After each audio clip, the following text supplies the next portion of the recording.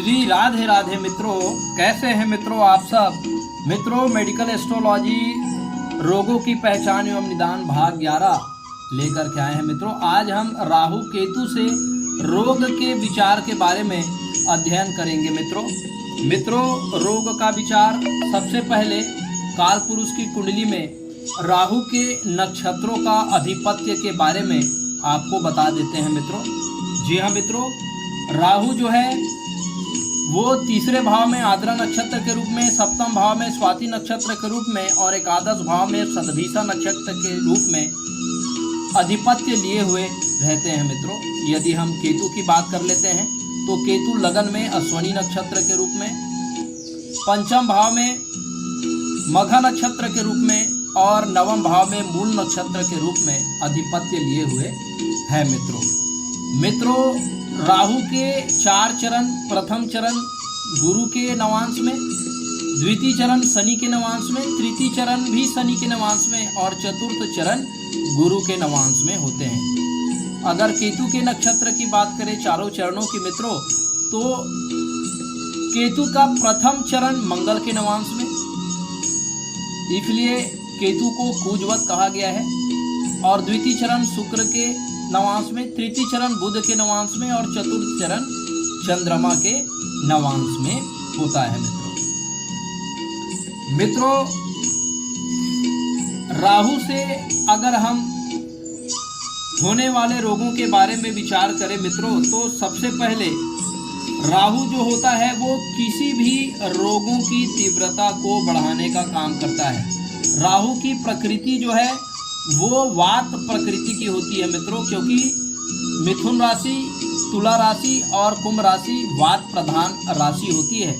इसलिए राहु का भी नक्षत्र जो है, राहु की प्रकृति जो है वो वात प्रकृति की होती है, क्योंकि यहाँ पे शनि के भी 2 चरण, दूसरा नवांश और तीसरा नवांश शनि के होते हैं। इसलिए ये वात प्रकृति के रोग प्रदान करते हैं। यद्यपि गुरु को कफ प्रकृति का कारक माना गया है, तो कभी कभी ये मिश्रित फल भी देते हैं, लेकिन राहु जो है कोई भी बीमारी की तीव्रता को बढ़ा देता है, व्यक्ति को भ्रमित कर देता है। कभी कभी रोग जो है वो पहचान नहीं हो पाने के कारण जातक के द्वारा जो ली गई दवाई होती है उस दवाई का साइड इफेक्ट भी राहु से विचार किया जाता है मित्रों। राहु एक बीमारी को दूर करने के लिए जो दवा ली जाती है, बीमारी तो दूर हो जाती, लेकिन कोई दूसरा बीमारी भी जन्म ले लेता है मित्रों।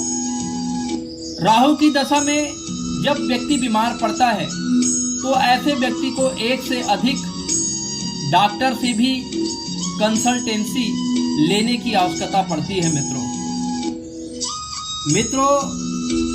राहु जो है वो हमारे मांसपेशियों को कमजोर बना देती है, हमें शक्तिहीन बना देती है, जिनके वजह से हमारे शरीर में कमजोरी आ जाती है। जी हाँ मित्रों, ये 1 हफ्ता, 15 दिन या 1 महीना चलने वाली बीमारी नहीं देता।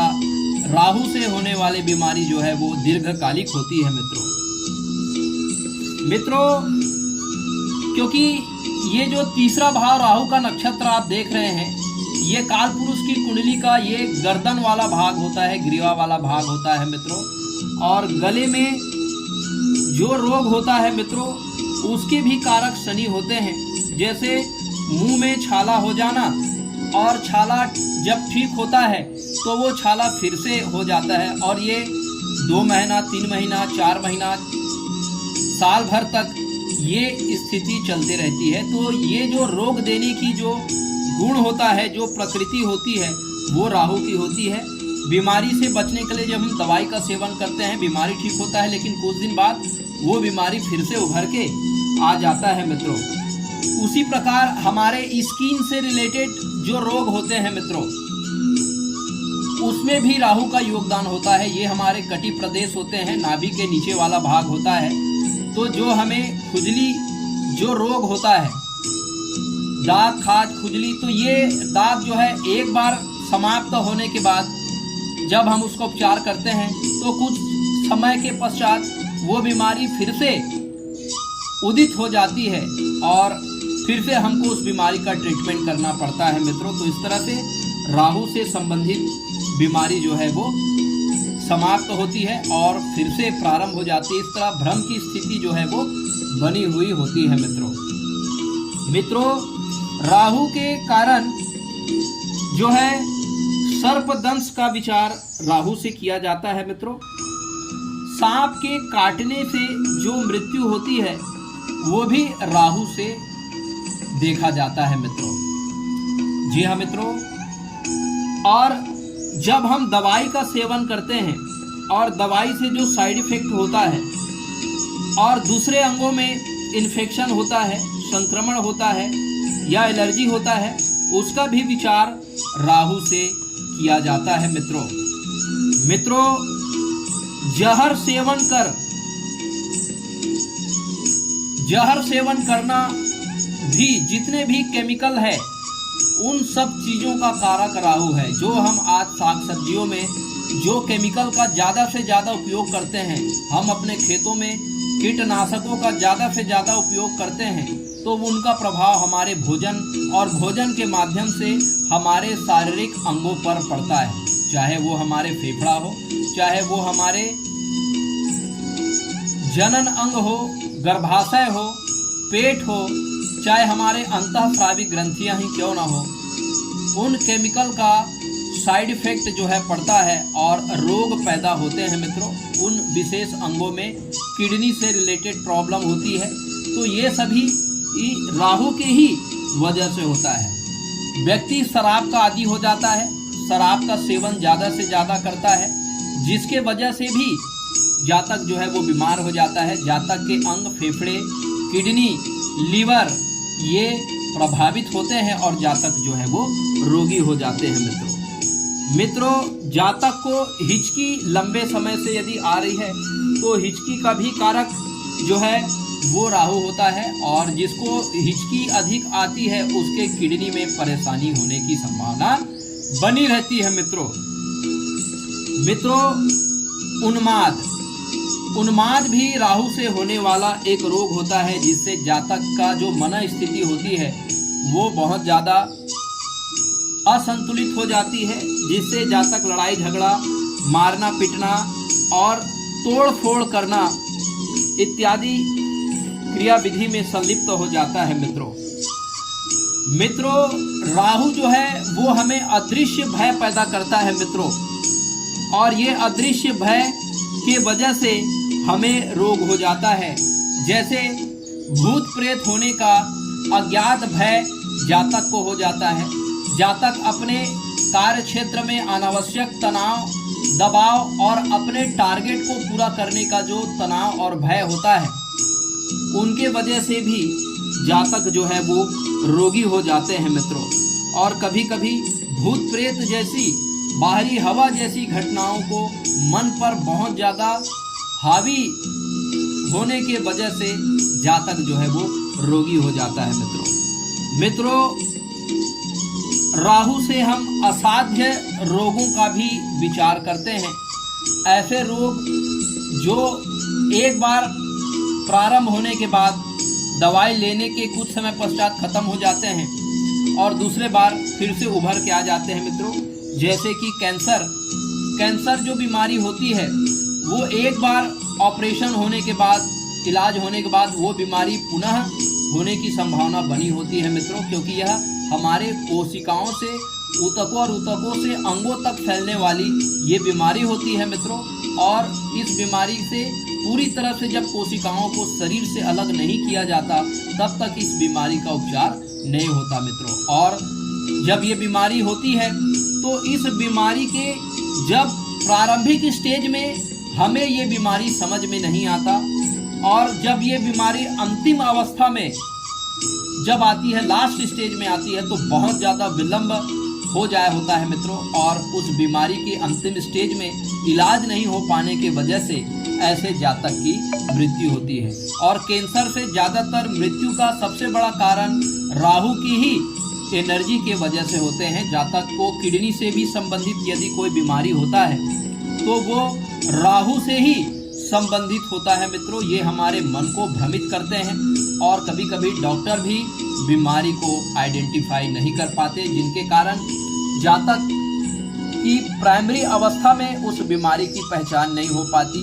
और जब बीमारी की पहचान होती है तो काफ़ी विलंब होता है, जिससे कि जातक की मृत्यु हो जाती है मित्रों। तो इस तरह से मित्रों जो असाध्य जो बीमारी होती है उन बीमारियों का कारक भी राहु होते हैं मित्रों। केतु के बारे में भी कहा गया है कि जो बीमारी राहु से देखी जाती है वो बीमारी हमें केतु से भी देखना चाहिए। जी हाँ मित्रों, तो अभी हम जितने बीमारी के बारे में यहाँ हम उल्लेख किए हैं उन बीमारी को केतु से भी हमें देखना है मित्रों। केतु का नक्षत्र जो है वो हमारे सिर के भाग में होता है और ये हमारे बुद्धि, हमारे मस्तिष्क, हमारे तंत्रिका तंत्र को ये प्रभावित करते हैं मित्रों और ये हमारे मन को विचलित कर देते हैं। इस वजह से व्यक्ति आत्महत्या जैसे कदम उठाते हैं और अपने जीवन लीला को समाप्त कर देते हैं। जातक की बुद्धि भ्रष्ट हो जाती है मित्रों। केतु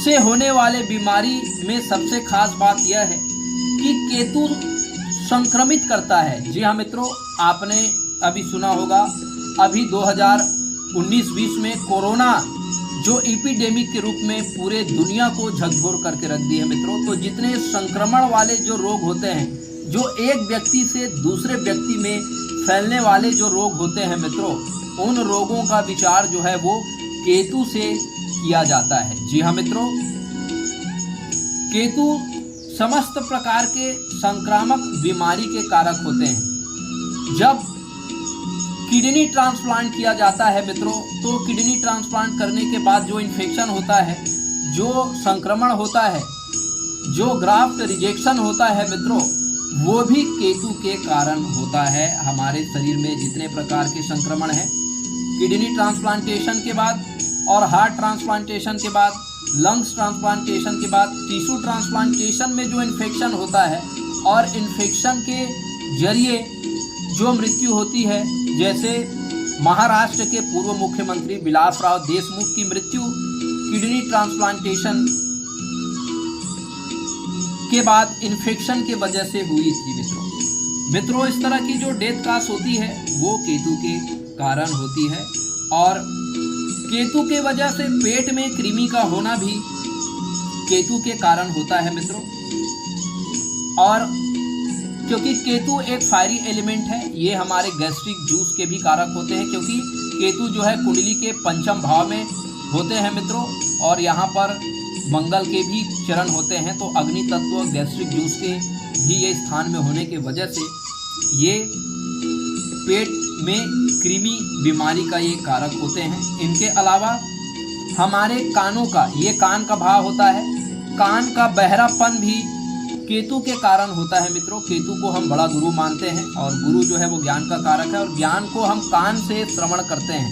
तो कान में इन्फेक्शन और बहरापन जो ठीक नहीं होता, काफ़ी लंबे समय तक होता है, उसका भी कारक केतु होता है। केतु को हम ऑपरेशन का कारक कहते हैं। जी हाँ मित्रों, केतु जब हम टिश्यू ट्रांसप्लांटेशन कराते हैं तो ऑपरेशन की आवश्यकता होती है मित्रों। और केतु को हम पूजवत मानते हैं, मंगलवत मानते हैं, इसलिए केतु को भी हम सर्जरी के कारक मानते हैं। केतु के दशा में निश्चित रूप से कोई न कोई सर्जरी या ऑपरेशन की संभावना बनी हुई होती है। यदि गर्भवती माता है तो उनके शिशु का ऑपरेशन से प्रसव का भी ये योग बनाते हैं मित्रों। मानसिक रोग, केतु जो है वो मानसिक रोग की तीव्रता को बढ़ाने का काम करते हैं। यदि केतु चंद्रमा की यदि युति हो जाए मित्रों, तो ये व्यक्ति को पागलपन, मानसिक रूप से बीमार ये बना सकता है। और निश्चित रूप से जब हमें मानसिक रोग होता है तो हमारा मन चिड़चिड़ा हो जाता है और हम असामान्य व्यवहार प्रदर्शित करना प्रारंभ कर देते हैं मित्रों। मानसिक रोगियों के लिए लंबे समय से इनको ट्रीटमेंट करने की आवश्यकता होती है। लंबे समय तक ये औषधि लेते रहते हैं मित्रों, और लंबे समय के बाद भी संदेह बना रहता है कि इनको स्वास्थ्य लाभ मिलेगा अथवा नहीं मिलेगा। कोमा से संबंधित जो बीमारी होती है मित्रों, तो वो बीमारी भी इसी केतु के वजह से होती है। ये असाध्य बीमारी होती है जो लंबे समय तक चलने वाले बीमारी होती है मित्रों। आज हमने राहु और केतु से होने वाले रोगों के बारे में नक्षत्र के आधार पर आपको समझाने का प्रयास किए हैं मित्रों।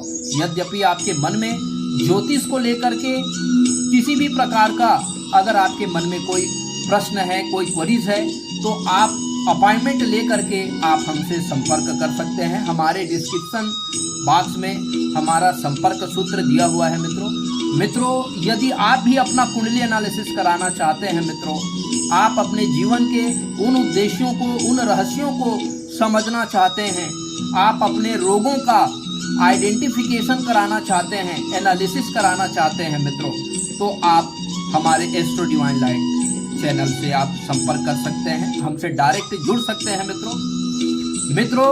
इस चैनल को ज़्यादा से ज़्यादा आप अपने परिवार के बीच में, आप अपने मित्र मंडलियों के बीच में शेयर करिए मित्रों, ताकि लोगों को अपने रहस्य के बारे में प्राप्त हो सके, जान सके, और उसके निदान के दिशा में वो सकारात्मक पहल कर सके मित्रों। परमात्मा आपको स्वस्थ रखे, आपको आनंद प्रदान करे, आपकी मनोकामना पूर्ण करे। इसी शुभ और मंगल कामनाओं के साथ अब आपके एस्ट्रो फ्रेंड को इजाजत दीजिए मित्रों। प्रणाम, नमस्कार।